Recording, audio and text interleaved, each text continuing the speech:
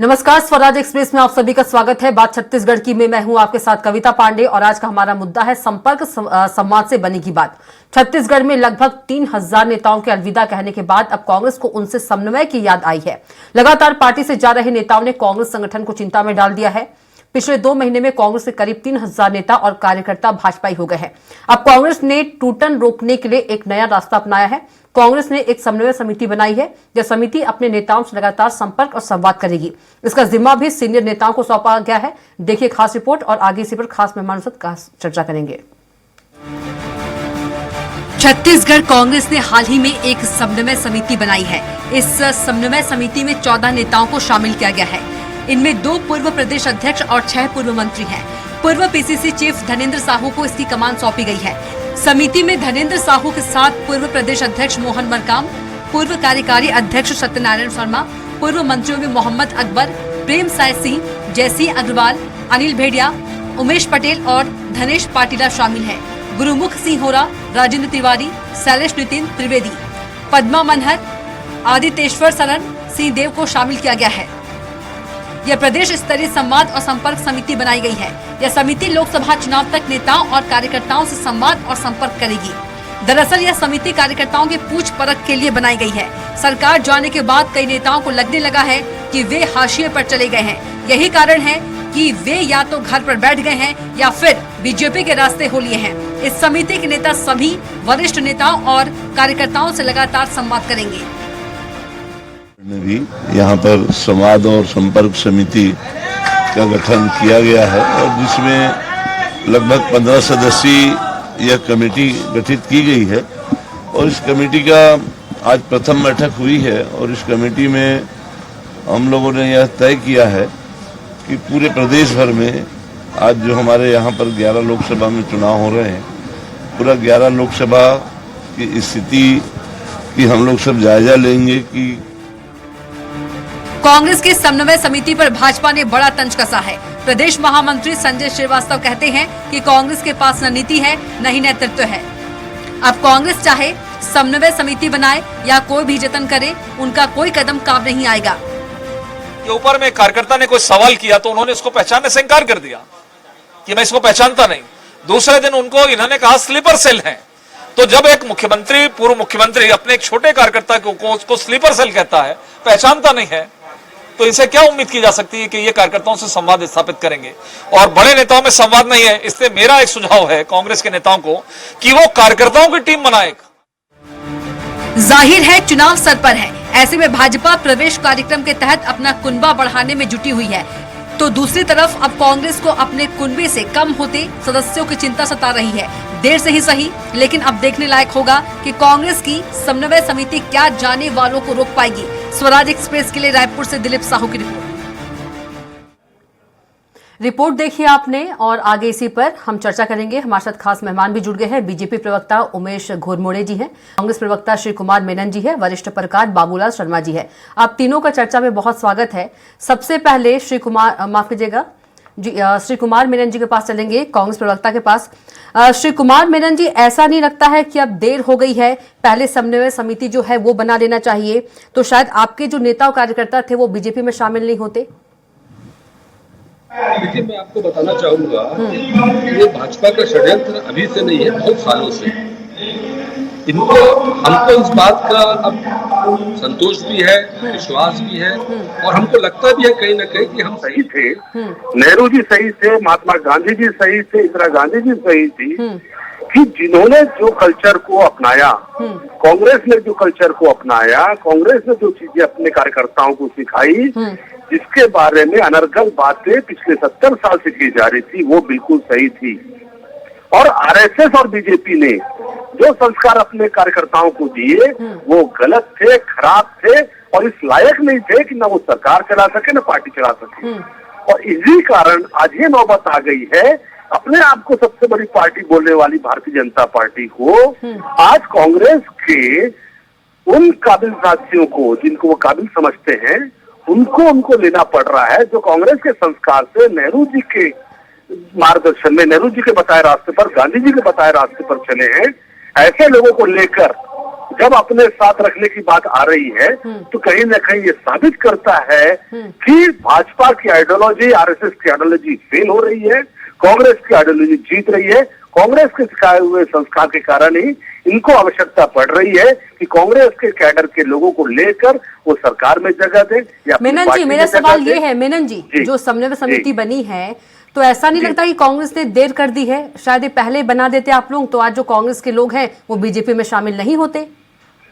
देखिए, देर और पहले की बात नहीं है। कांग्रेस के अंदर में संवाद की स्थिति है।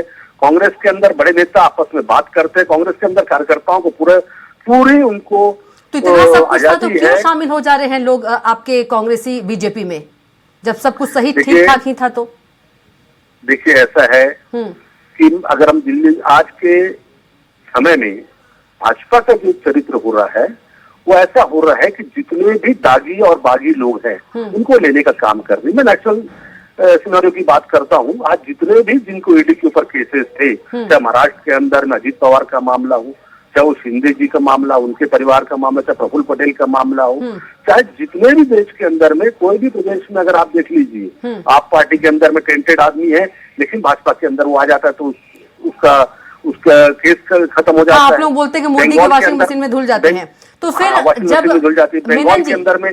जी, जब सब पता ही आपको, आप लोगों को सब पता है कि डर रहे हैं लोग ईडी से, कांग्रेसी जो है डर के मारे बीजेपी में शामिल हो जा रहे हैं, तो समन्वय समिति का क्या बनाने का फायदा फिर? देखिए, जब आप लोगों को सब समन्वय भविष्य समिति- दिख ही रहा है, सब दिख ही रहा है कि डर के मारे चले ही जा रहे हैं, तो समिति का क्या बनाने का? देखिए, सवाल ये नहीं है हम अभी जो लड़ाई लड़ रहे हैं झूठे केस कराने से है, हम षड्यंत्रों से लड़ रहे हैं, हम ऐसे मामलों से लड़ रहे हैं जिनको 6 महीने साल भर बाद, चाहे वो कांग्रेस पार्टी के साथ हो रहा हो, चाहे वो आप पार्टी के साथ हो रहा हो, चाहे अन्य पार्टी के साथ हो रहा है, केसेस होते हैं। ईडी केस करती है, सीबीआई केस करती है, आईटी केस करती है। 6 महीने बाद, साल भर बाद, 2 साल बाद पता चलता है कि वो बरी हो जाते हैं या कोई केस उसमें है ही नहीं, कोई दम नहीं है, सुप्रीम कोर्ट उन सबको रिजेक्ट कर देता है। तो ये चीजें हमको लड़ना है, षड्यंत्रों से हमको लड़ना है। तो बीजेपी ऐसे- षड्यंत्र कर रही है? बिल्कुल निश्चित रूप गुरमुड़ी से। जी, मेरा बहुत स्पष्ट षड्यंत्र कर आरोप रहे हैं है। आप लोग, कांग्रेसियों और को बहुत शामिल करवा रहे हैं, डरा षड्यंत्र डरा कर। करते हैं। और मेनन जी कह रहे हैं। षड्यंत्र करने का काम है इनका, और इनका तरीका यही है कि इस प्रकार से षड्यंत्र करके परिवार से परिवार को लड़ाना। देखिए, आज केरल के पूर्व मुख्यमंत्री एंटनी जी का स्टेटमेंट आया है, अपने बेटे को हराने की उन्होंने अपील की है। उनके बेटे को अदालत दे दिया गया, परिवार भाई से भाई को लड़ाते इसमें भी हैं, बीजेपी का परिवार से हाथ परिवार को है लड़ाते हैं। मेनन जी, इसमें भी बीजेपी का हाथ है? देखिए, लालच आज के समय में लालच किसको नहीं है? लालच के कारण ही ठीक तो है। आज कोई व्यक्ति आज जहाँ 700 नंबर पे संख्या में था, 700 की संख्या में अमीरों की लिस्ट में, आज वो तीसरे नंबर या 9वें नंबर पे देश में आ जाता है। ये लालच ही तो है। तो आप ये लोग पैसे इतने की- लालची क्यों हो जा रहे हैं? ठीक है, घोरमोड़े जी, मेनन जी कह रहे हैं कि आप लोग षड्यंत्र कर रहे हैं, डरा डरा के कांग्रेसी को बीजेपी में शामिल करवा ले रहे हैं।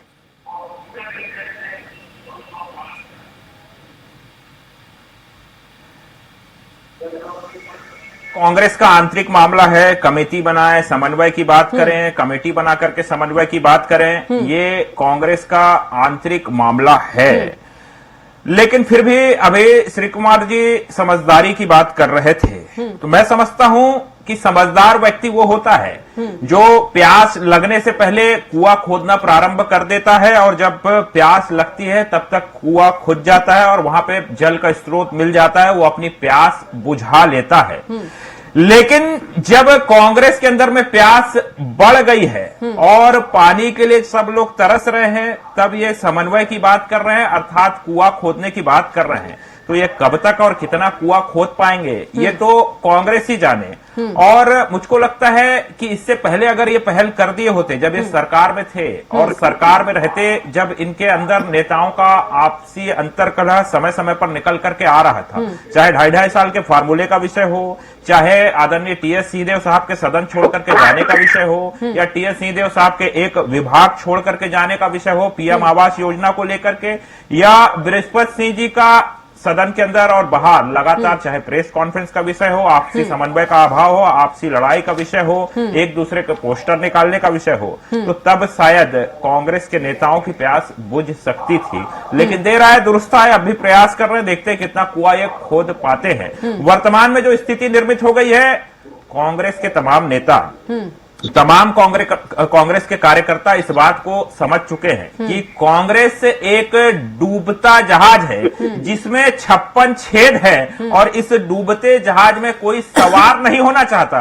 और इसीलिए इनके वरिष्ठ नेता आदरणीय चरणदास महंत जी पहले ही कह चुके हैं सचिन पायलट जी के सामने कि कांग्रेस के नेता एक दूसरे से नजरें मिलाने की स्थिति में नहीं है और खुले तौर पर पूर्व मुख्यमंत्री माननीय भूपेश बघेल जी का मंच से विरोध हो जाता है। बैठे बातें मालूम चल जाती है। पूर्व मुख्यमंत्री जी अपने ही कार्यकर्ताओं के लिए स्लीपर सेल जैसे शब्दों का प्रयोग करते हैं और राजनांदगांव के अंदर उनके खिलाफ उनके केंद्रीय नेतृत्व को पत्र लिखा जाता है कि भैया ये प्रत्याशी बदल दीजिए। तो ये समन्वय समिति कौन कौन से लोकसभा क्षेत्रों में जाएगी? उधर कवासी लखमा साहब का विरोध हो रहा है, उधर बिलासपुर के अंदर में यादव जी का विरोध हो रहा है। इनके कई प्रत्याशियों की टिकट बदलने से लेकर के तमाम तरह के विषय निकल करके आ रहे हैं। और ये जो समन्वय समिति बनी है इसमें जो वरिष्ठ नेताओं को रखा गया, कांग्रेस के दो पूर्व अध्यक्ष हैं, कई दिग्गज मंत्री हैं।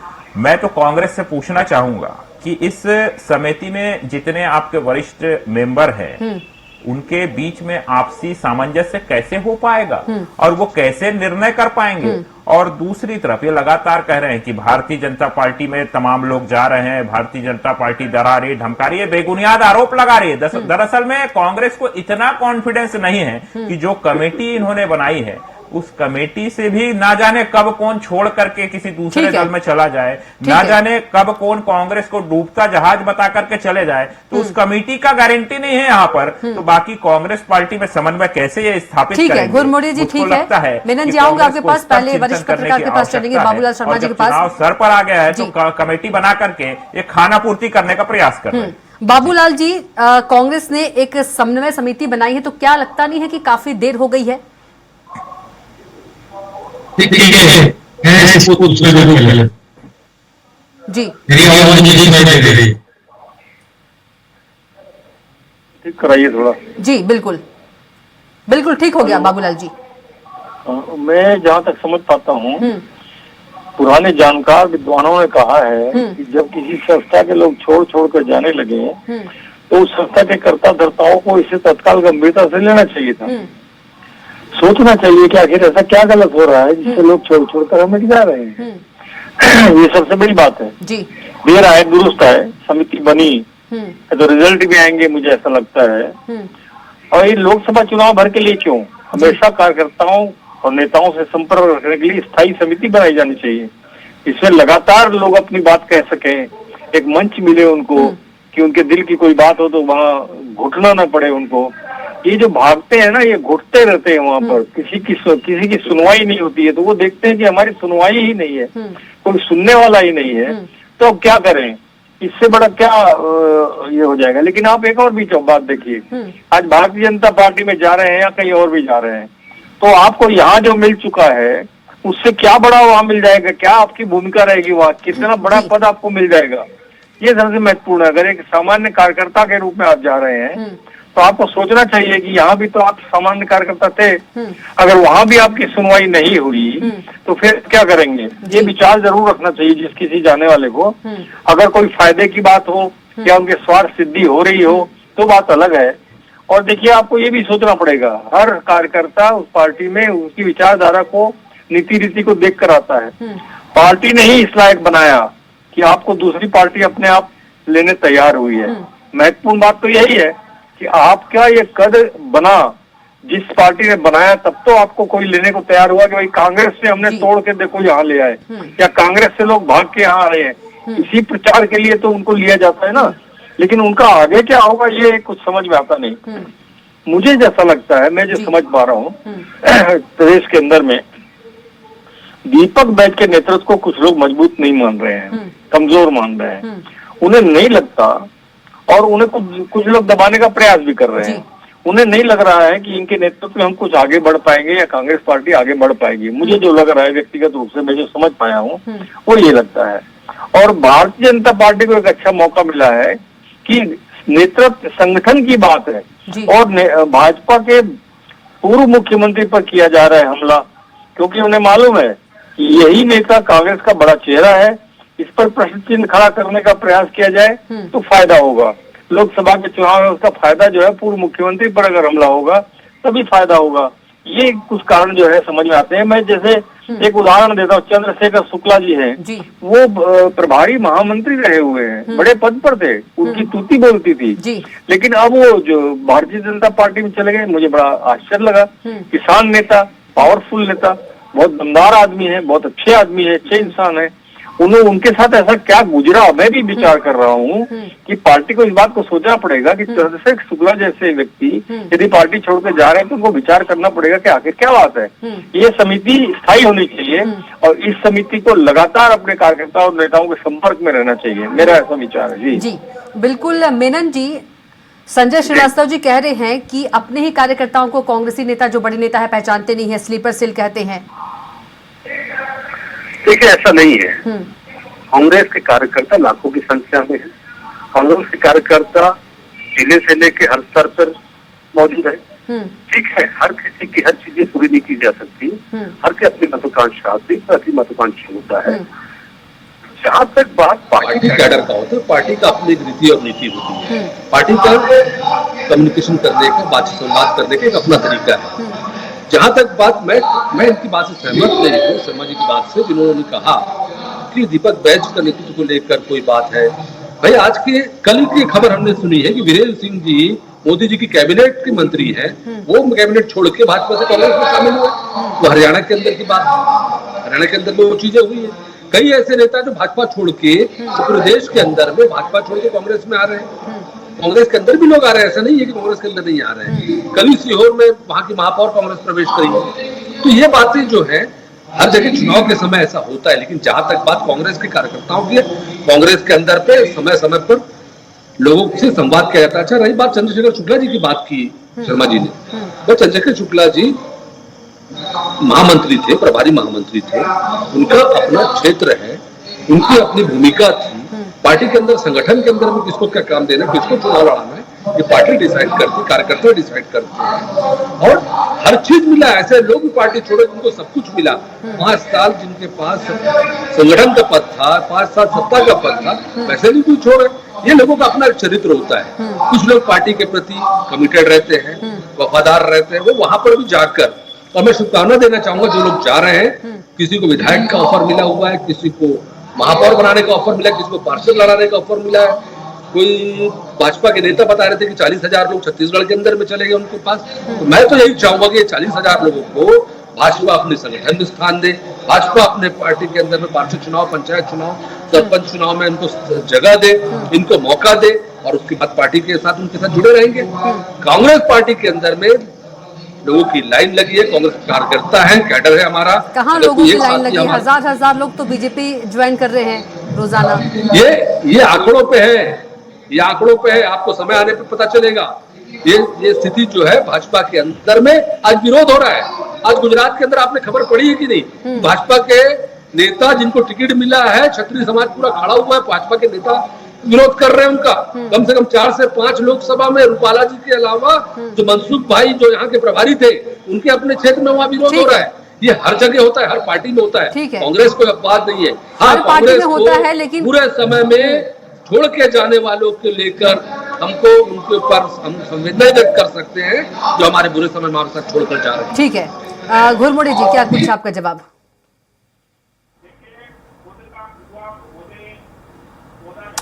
देखिए, खुद का कुआं खोदा नहीं जा रहा है। और आप छत्तीसगढ़ के विषय में सवाल पूछ रहे हैं, कभी गुजरात पहुंच रहे हैं, कहीं पहुंच रहे हैं, कहीं का उदाहरण दे रहे हैं। केंद्रीय मंत्री वीरेंद्र सिंह को छोड़ दिए। छत्तीसगढ़ में मेनन जी सुन लीजिए, नेताओं से संभल नहीं रही है। अरे सुन लीजिए ना भाई, अरे सुन लीजिए भैया। अब यहाँ छत्तीसगढ़ में पूछते हैं कि छत्तीसगढ़ में लगातार आपके पूर्व विधायक से लेकर के तमाम लोग क्यों छोड़ करके जा रहे हैं, क्यों भारतीय जनता पार्टी की रीति से प्रभावित होकर के जा रहे हैं। देख रहे हैं कि बीते 5 वर्षों में कैसे मुख्यमंत्री निवास के बाहर कांग्रेस के कार्यकर्ताओं को बैठाया गया, तड़पाया गया, तरसाया गया। मंच से वो खुले तौर पर कह रहे हैं कि पूर्व मुख्यमंत्री भूपेश बघेल जी के आसपास तक कांग्रेस के कार्यकर्ताओं का फटकना तक मुश्किल हो जाता था। निगम मंडल की नियुक्ति से लेकर के तमाम स्तरों पर कांग्रेस के कार्यकर्ताओं को दरकिनार करके रखा गया। ऐसे कई कर्मठ कार्यकर्ता हैं, मैं तो श्री कुमार मेमन जी का भी नाम लूंगा, जो लगातार दशकों तक कांग्रेस पार्टी के लिए संघर्ष करते रहे, कई बार लाठी तक खाई, कई बार इनके ऊपर मामले तक दर्ज हुए, लेकिन 5 वर्षों तक ना श्री कुमार मेमन जी को कोई पूछने वाला था और ना ही कांग्रेस के किसी नेता को कहीं कोई सूद लेने वाला था। उसी का दर्द है, उसी की पीड़ा है जो आज निकल करके सामने आ रहा है। अरे कार्यकर्ताओं की तो छोड़ो, इनके कई ऐसे विधायक थे जो आज आकर के कहते हैं कि 5 वर्षों के कार्यकाल में भी दबा करके रखने का प्रयास हुआ, और जब 2023 का चुनाव हुआ 22 से ज्यादा विधायकों की टिकट काटने का काम हुआ, और ये वही विधायक थे जो 2.5 साल के फार्मूले के अंदर में भूपेश बघेल के समर्थन में दिल्ली उड़े थे। ऐसा भी आरोप निकल करके आया था। उनमें से 85% विधायकों की टिकट काटने का काम हुआ। तो कुल मिलाकर के आंतरिक संघर्ष में डूबी हुई है कांग्रेस, और डूबता हुआ जहाज है। इस डूबते हुए जहाज के साथ कोई नहीं रहना चाहता। छत्तीसगढ़ की 11 लोकसभा सीटों के अंदर में कांग्रेस की पराजय तय है। भाजपा का कमल खिलने जा रहा है, और जो व्यवहार किया है, जो भैया अगर पेड़ आप बबूल का बोएंगे तो उसमें आम कहां से होगा। 5 वर्षों तक जो व्यवहार आपने कार्यकर्ताओं के साथ किया है, बाबूलाल जी क्या लगता है कि जो बड़े नेता है, बाबूलाल जी और बाबूलाल जी क्या लगता है जो बड़े नेता है वाकई उनसे नाराज रहे हैं, में जी रहे हैं, ख्याली पुलाव में। बाबूलाल जी, मुंगेरी लाल के हसीने सपने। मेनन जी सुन लीजिए, मेनन जी सुन लीजिए, आपका प्रश्न नहीं सुन पाया मैं। बाबूलाल जी क्या वाकई जो अभी घोरमोड़ी जी कह रहे थे, क्या वाकई जो बड़े नेता है उनसे कार्यकर्ता नाराज है, इसलिए वो बीजेपी में शामिल है? देखिए, सबसे बड़ा घोरमोड़ी जी की कोई एक भी बात मेरे कुछ कान में आ नहीं रही है, क्योंकि उनकी आवाज ही मुझे सुनाई नहीं दे रही। पहली चीज तो ये है। फिर भी आप जैसे कह रहे हैं उसके आधार पर मैं जवाब देने का प्रयास करता हूँ। मैंने बताया ना अपनी बात में, दीपक बैठ के नेतृत्व को कुछ लोग मजबूत नहीं मान रहे हैं, और उनको लगता है कि कमजोर है नेतृत्व है, और इसे नेतृत्व में हमको कहीं ऊपर उठने का मौका नहीं मिलेगा, जो ऐसा समझ रहे हैं। अब आप ये देखिए कि भारतीय जनता पार्टी इतने लोगों को लेकर बड़ी खुश है, और उन्होंने नारा दिया था कांग्रेस मुक्त भारत। तो यही तरीका अगर कांग्रेस मुक्त भारत करने का है कि उनके नेताओं को अपने साथ जोड़ लो, तो मैं नहीं कह सकता। लेकिन लोगों के बीच ये चर्चा है कि ये तो कांग्रेस मुक्त भारत नहीं, ये तो कांग्रेसमय भाजपा होती जा रही है। और इनका अगर कांग्रेसी लोगों का जो भारतीय जनता पार्टी में जा रहे हैं, इनके अधिकार बढ़े, इनका कद बढ़ा वहां भारतीय जनता पार्टी में, जबकि संघ के किसी भी नीति को इन लोगों ने कभी भी सराहना नहीं की है, बल्कि उसकी आलोचना की है। तो संघ इनको कितना स्वीकार करेगा और संघ इनको कितना महत्व देगा, ये बहुत महत्वपूर्ण प्रश्न जो है उस पार्टी के सामने है। वो केडर बेस्ड पार्टी है, अपने पुराने और प्रतिष्ठित नेताओं को ज्यादा महत्व देती है। जो संघी लोग हैं, जो संघ से जुड़े हुए लोग हैं, उनका महत्व वहां हमेशा ज्यादा रहेगा। इनका महत्व कितना बढ़ता है, इनकी कुवत पर असर करेगा। किसकी की कुवत है उतना उसको वहां महत्व मिलेगा, ये नहीं कहा जा सकता। आने वाला समय क्या बताएगा। अभी तो लोकसभा के चुनाव हैं, तो धड़ाधड़ भर्तियां हो रही है। बाद में इन लोगों का क्या होगा वो महत्वपूर्ण बात रहेगी। और नेतृत्व का जहां तक प्रश्न है, मैं स्वयं स्वीकार कर रहा हूं कि बहुत से लोग कांग्रेस के कार्यकर्ता जो है वो ये मान के चल रहे हैं कि हमारे कांग्रेस के अंदर में अभी नेतृत्व एक ऐसा कोई नहीं है जो हमको आगे ले जा करके बढ़ा सके। घोरमोड़ी जी एक लाइन में जवाब, क्योंकि समय का अभाव है, फिर एक लाइन मेनन जी का चलूंगी। घोरमोड़ी जी जल्दी से एक लाइन। देखिए, भारतीय जनता पार्टी में सबको समान अवसर मिलता है। जो राष्ट्र हित के लिए काम करेगा, जो भारतीय जनता पार्टी के रीति नीतियों को समझ करके ईमानदारी से काम करेगा, उसको निश्चित तौर पे अवसर मिलेगा, जिसका उदाहरण देश की जनता ने, चाहे हेमंत बिश्व शर्मा का विषय हो, चाहे ज्योतिरादित्य सिंधिया का विषय हो, और ऐसे अनेक उदाहरण है। बिल्कुल, जिसका अच्छा काम होगा उन्हें स्थान मिलेगा। ठीक है मेनन जी एक लाइन, मेनन जी कम शब्दों में एक लाइन, समय का अभाव है। घोरमोड़ी जी समय का अभाव है, मेनन जी एक लाइन। देखिए भाजपा का जादू खत्म हो रहा है। मोदी शाह जी अपनी टीम बनाने की तैयारी कर रहे हैं। पार्टी के अंदर इनका अंतर विरोध है। पार्टी के अंदर में ये दिख रहा है, भाजपा में मोदी जी को ये दिख रहा है सरकार बन नहीं पा रही है। इनकी सरकार इनके कार्यकर्ताओं के बदौलत नहीं बन पा रही है। इसके कारण मजबूरी में दूसरी पार्टी के नेताओं को, दूसरी जहाज पार्टी से के कूद के भाग रही है दूसरे आपकी पार्टी के टीम। विधायकों ठीक है, को बोलिए। लौटाने के काम करने के लिए प्रयास कर रहे हैं। एक असफल प्रयास है। पूरे देश के अंदर में मोदी विरोधी लहर चल रही है। ठीक है, समय का अभाव है, रोकना चाहूंगे यहीं पर आप तीनों को। उमेश जी आपका भी बहुत धन्यवाद, मेनन जी आपका भी बहुत धन्यवाद और बाबूलाल शर्मा जी आपका भी बहुत धन्यवाद। तो बात छत्तीसगढ़ की इतना ही। आप देखते रहिए स्वराज एक्सप्रेस। नमस्कार।